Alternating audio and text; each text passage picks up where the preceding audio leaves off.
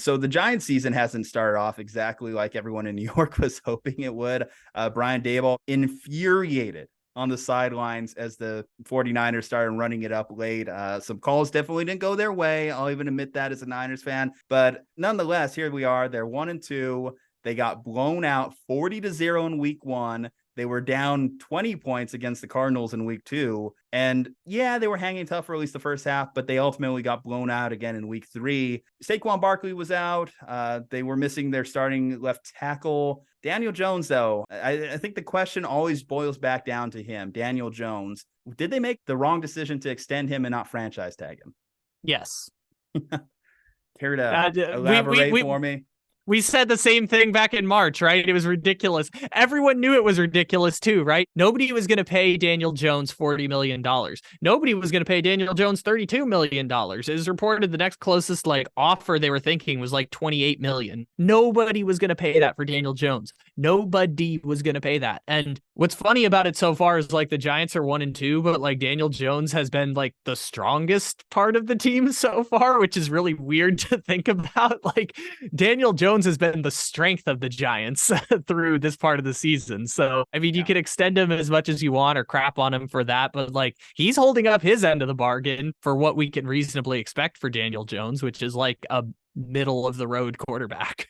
Well, there are things to like about Daniel Jones, right? He is more athletic than your typical QB. And the Giants were able to leverage that last year to their advantage. What he was able to do on the run in that Minnesota playoff game. Yes, he's average. He's average as all hell. That's for sure when I think about Daniel Jones. But at the same time, for this team, I thought that he could at least have given them a couple more good years. For them, it just now you have to bite the bullet that you paid him what you paid him, and you alienated Saquon Barkley too. So we'll see how that negotiation goes. If you're the Giants, are you just looking at any out clause right now? What is your plan? There's no out, man. They gave Daniel Jones 3 years essentially before they could get out of that deal. There's no out here. They are committed to Daniel Jones for the next 2.5 seasons at the very least. And by the way, it's not the worst strategy in the world. We've seen other teams succeed with less. And look, put this part on the table first before we come back to Daniel Jones. Last year, the Giants were 8-4-1 in one-score games. One-score games are what I would call essentially coin flip games. So the Giants probably should have been about 6-6-1 in those one-score games, which means the Giants probably should have been about 7-9-1 last season, not 9-7-1 in the playoffs. Now, you may remember they played a London game last year against the Packers. Packers were up 20-0 at halftime. The Packers lost that game. If that one single result flips, guess how the NFC playoffs look last year? Seahawks 6, Packers 7, Giants 8. That one single result was the reason the Giants got to the playoffs last year. And if I had told you last year the Giants went 8-1, missed the playoffs, and then this year looked 1-2, it would look a lot less surprising than the Giants are 9-7-1, won a playoff game last year, and now look like crap. This team was not talented enough last year. They won a bullshit playoff game. Congratulations. That's a great accomplishment. You don't have to apologize for winning a bullshit playoff game. You won a bullshit playoff game. That's awesome. The Giants hadn't won a playoff game since 2012, but at the same time, they're not that good in terms of the actual talent on the roster. Okay, now fast forward to this year. Saquon Barkley is already hurt. They still can't stop the run. Name a wide receiver on their team at this point who is, I mean, they have Darren Waller, obviously, but name a wide receiver that's top 30 in the NFL. You see fundamental flaws within the Giants roster at this point.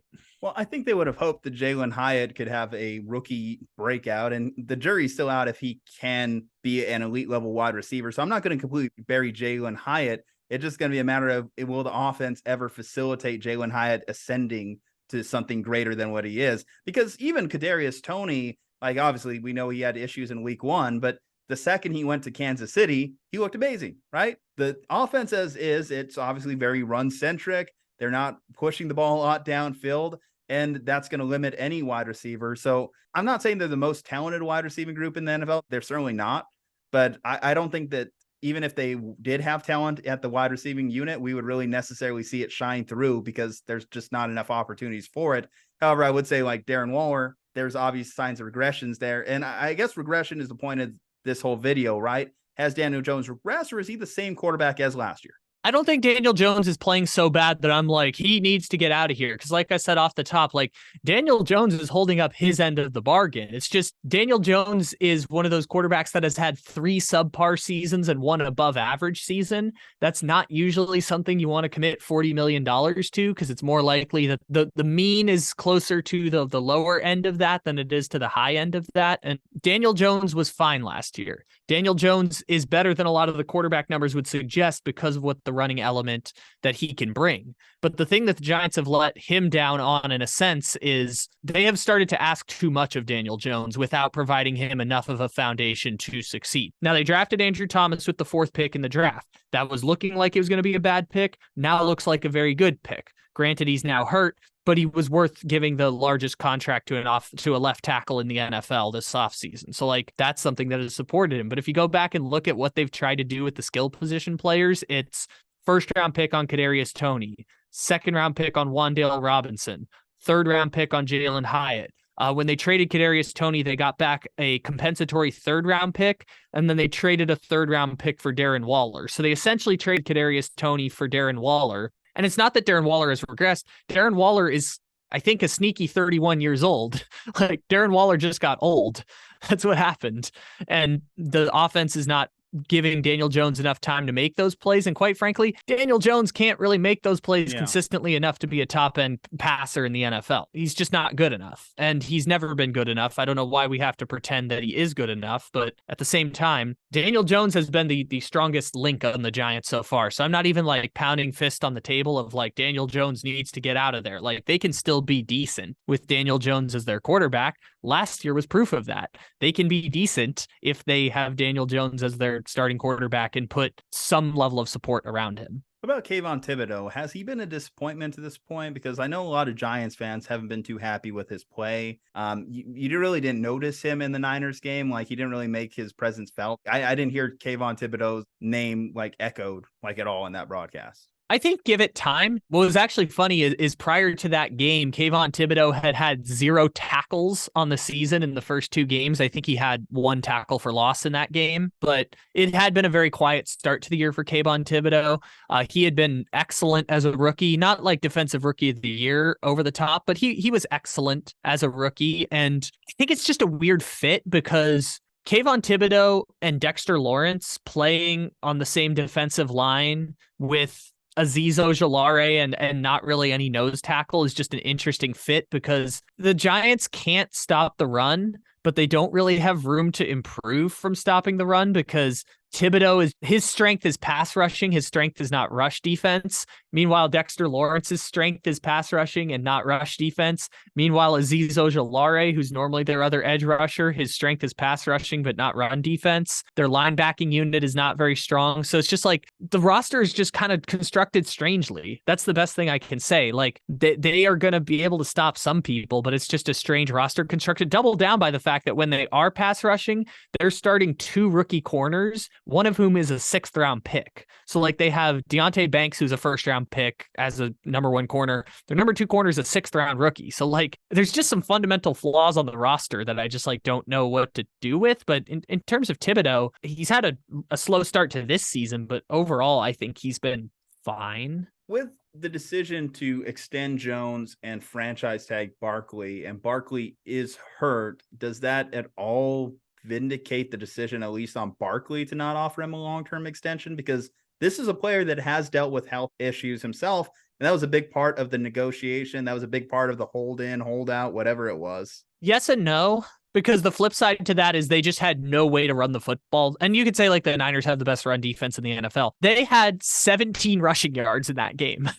Like minus the garbage time 8-yard run by Tyrod Taylor. They had 17 rushing yards in that entire football game. Vindicated in the sense that they can't do shit running the ball without Saquon Barkley. But so that's the no. But the yes is obviously Saquon Barkley got hurt. And if they were going to offer him a 3-year contract and he got hurt, they're committing long-term to Daniel Jones and Saquon Barkley when neither of them are guarantees to stay on the field or give you a level of production that will compete in even the NFC wild card. So I think you're signing yourself up for mediocrity if you commit to a plan that hasn't succeeded in the past long term. But I don't know what the recourse is for the Giants. They missed on so many draft picks and missed on so many free agent signings that it's just like at a certain point, it's like the Raiders. You can only miss on so many free agent signings and so many draft picks before it comes back to bite you, and you just can't stop the run, or are starting rookie corners, or are trading 7th round picks for Isaiah Simmons to try and fill gaps in your defense. Yeah. Do you think Daboll screwed here? Because again, he won Coach of the Year last year, and I think he was deserving of winning that title. I do think that he did change a lot of things that the Giants weren't previously doing in a positive direction.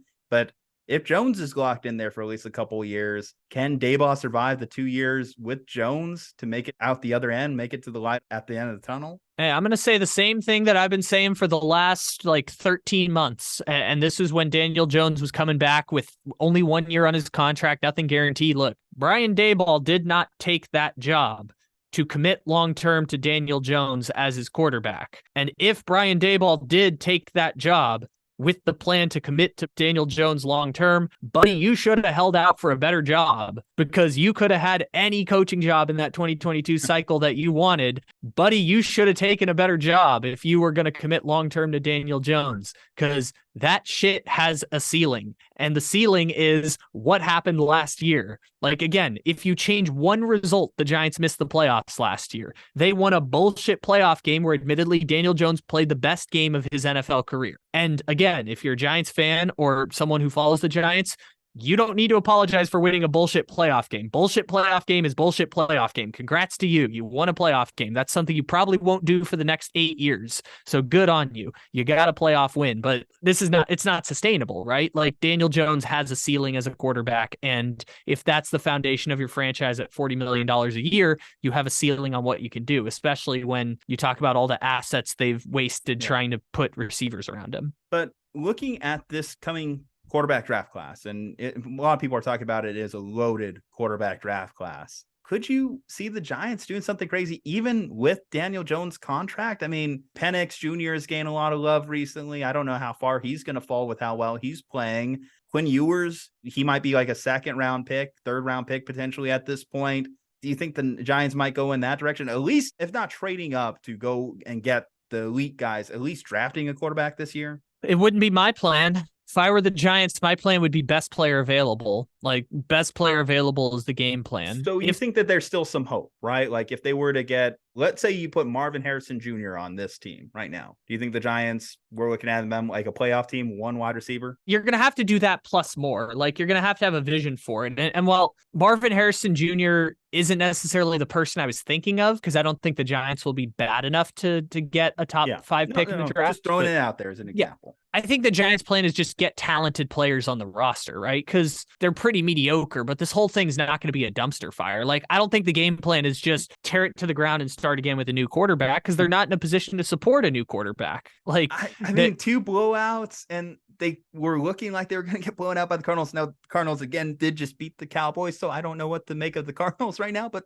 it's not looking good. No, it's not looking good. And if the opportunity presents itself, it shouldn't be off the table. But if I'm the Giants, I'm just taking best player available, regardless of position. I mean, don't take a running back, but regardless of position, they should just take best player available and go with that. Because, I mean, if they can rebuild this plane in the sky is essentially what I'm thinking here. Like, if they get their Micah Parsons or they get their TJ Watt, and I know I picked edge rushers, but it can be another position too. It could be Marvin Harrison Jr. It could be a star linebacker. Yeah, if they get an impact player along the like a blue chip prospect and insert that into the system, and Daboll reconstructs the offense with the pieces that they have. Maybe they bring back Saquon Barkley, maybe they don't, but if they don't, maybe they're in the Tank Bigsby game, or they're in the Alexander Madison game, or the Tony Pollard game, or whatever they do. Like, however they try,